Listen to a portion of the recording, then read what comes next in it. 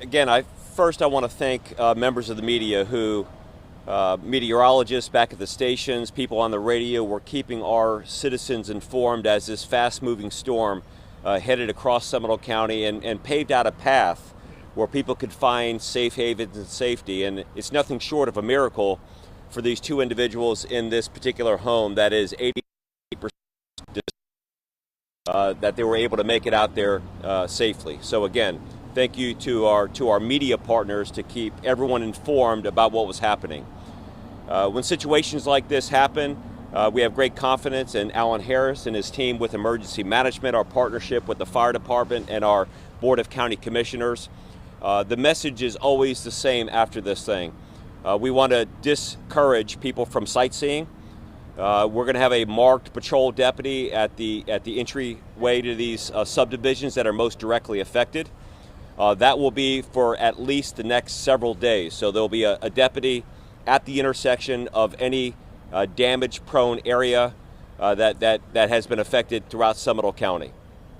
There's about 500 residents or so that are still without power. We will evaluate that with our partners with Duke Energy, Florida Power and Light, and if power is still out at the time it becomes dark here in Seminole County, we're going to have additional marked patrol deputies and anti-crime units patrolling those areas. Again, when power's out, that brings with us some challenges. We'll make sure that we have adequate resources at the sheriff's office to make sure that any citizen is prepared for that. We don't know of any intersections that are without power. Again, as a reminder, should you ever come up to an intersection without power, you treat that as a four-way stop. Power lines, you've heard all of us say power lines are incredibly dangerous. Most situations that occur after the storm that result in harm, injury, and sometimes fatality. So if you see a power line down, don't try to experiment what that line is. Call somebody. We'll have deputies in and around the area. Call 911. Call our non-emergency line. Whatever we can do to be a good partner. Again, these storms move fast. It's something that we've experienced, although not in recent years, but we've had some experience here in Seminole County. We want to help our citizens and neighbors rebuild. And our office stands at the ready for whatever we can do to be a good partner for that. So again, thank you so much. Will there be additional pressers apart from the one today? So when can we expect that? As we need, we'll set up additional press conferences. Yeah. What is your message to people that are affected? Obviously, they're now rebuilding. Yeah, so we have folks from our damage assessment crews out right now. The American Red Cross is also on the scene, providing assessment at this point to identify what the needs are. As I mentioned, we're going to be opening up the tarp location, so people will have blue tarps. I also saw some individuals that already had some of their roofers out, so they were already working with a roofer company, and of course if they do that, they may not even need a tarp, but we're going to have tarps out there for those that need it. Any other questions? Yes. Yeah, Chief Zeller had said before that the one house that collapsed, the only part of the house that didn't collapse just happened to be where they were. Can you just talk about that a little bit? Yeah, that's the importance of quick alerts, having a weather radio, some type of device where you can get a tornado warning, going into that safe location, just like Commissioner Hurd did or Vice Chair Hurd did. That's what you want to do. We've experienced this a couple times. We had a tornado in Castleberry, 2007, 2008. The family moved into that one room. I don't know if you remember that, but the rest of the home destroyed.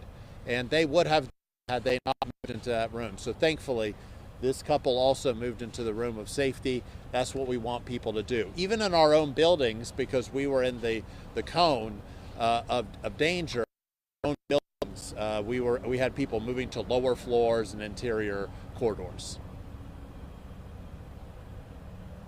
Okay, thank you very much. We'll provide additional information as it comes in. Our National Weather Service is on the ground right now. All right, you've been listening to that news conference there. We heard from the Sheriff's Office, from county leaders, emergency managers, all of them truly praising, first of all, what people did when this storm was moving in. It sounds like every resident in that neighborhood, as we look at this damage now from Chopper 2, did what they were supposed to do. We heard about people going under their stairs with their pets, people seeking cover in their house away from windows. And thank God they did, because now we are really, truly taking in the extent of the damage here in this neighborhood. These are live pictures now from Chopper 2 over the Whispering Winds neighborhood there, Blue Iris Place in Longwood, a beautiful community now looking like this. And you have to expect people in this neighborhood to be in shock looking at these pictures right now. And it is one thing, as you guys take a live look at the images that we're seeing from Chopper 2, it's one thing to hear people on the ground or neighbors talking about what they experienced, but it's completely different to see the extensive damage and just how widespread it is. We do know that the family that lived in that home, they all survived. That is the great news to pass along this morning.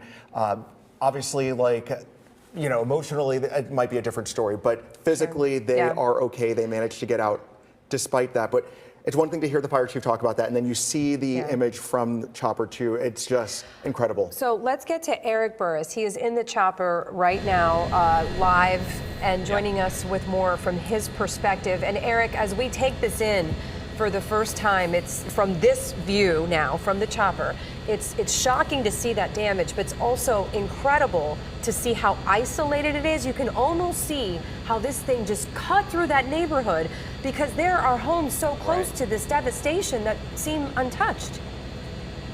Well, and that's the sad part, right, about tornadoes, is that they will go over one home and then they will impact one home.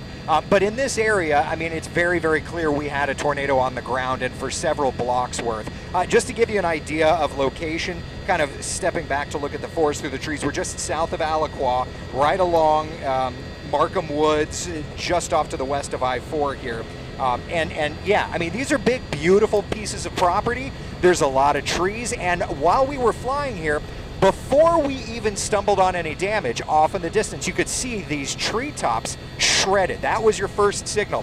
Then we got closer and we saw some of these homes with roof damage. Some of these homes where their walls actually caved in on themselves, and you can clearly tell that the damage is strewn in all different directions. Another telltale sign that there was a tornado that touched down. And just looking around at the footage, you can see those trees just completely shredded apart. If the bark had been pulled from them, that would have given you an idea of a higher end tornado. But in this case, as we heard from Alan Harris just a few moments ago, maybe a lower end tornado, EF0, EF1. We'll let our colleagues at the National Weather Service make that justification. But on the right side of the screen, you see one house with some significant roof damage, and then the other house on the top right part there, completely pulled apart. I mean, think about the winds that had to generate for that to happen. Whether it was a wood block, a wood frame home versus a concrete structure, that has some telltale sign there, of course, in what it can withstand.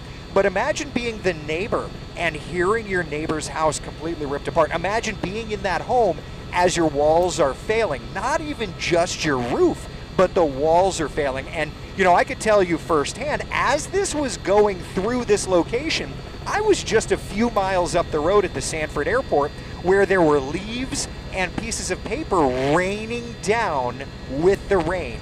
That is just incredible. So yes, this morning we had essentially a supercell, much like what you'll see in Oklahoma and Arkansas during tornado season. It started in Sumter County. I was watching it on Coffee Talk this morning about 8:15, and I kept saying to the storm, like, don't you do it, don't you do it. And it kind of got feistier and feistier. And by about 8:30 in Sumter County, there was a tornado warning issued. And then, of course, we know it essentially moved all the way across. We had tornado warning after tornado warning until it moved off the shoreline there in Volusia County. There are a lot of cars lined up just outside of the main damage route. Certainly, I'm expecting these to be homeowners that may not have been home. There's going to be some responders. I see a front end loader already trying to clear the roads out, because even if your house was not touched, you still need to be able to come and go, and that's going to be, second priority after everybody's checked in on to make sure that they're safe. Then we want to clear the roads, make sure that there's no down power lines, and travel along Markham Woods. You can kind of just by looking down, travel is very slow going, but it is allowed to go through. I'm curious, look at that, just as we're looking at another house there. I don't think we've seen this one with that significant roof damage there. Eric, I'm curious, as you worked your way from Executive Airport in Orlando, which is where I assume you were, where you started this flight, and you ended up here, did you by any chance notice any traffic lights out? Is there any issues on the roads? I think a lot of people, are at work and they may be watching our coverage on their phones or computers, wondering, am I safe to, go home? Maybe the kids later on today. Did you notice any traffic issues out there? The good news is we were traveling through some spots, of course, that had gotten some pretty good winds. We saw a tree down a little west of here on a neighborhood. But no, it did not look like there were any major traffic issues. And it wasn't until we got right here that we started to see some backups. And it's not even that it's the traffic lights. It's more just the emergency responders doing what they have to do, making sure to block these roads off. There's fire trucks that are blocking some of the roads here because certainly there are trees down. Inherently, I see some bucket trucks probably trying to do some work on the power lines. There's a line of high voltage lines that kind of go right through here.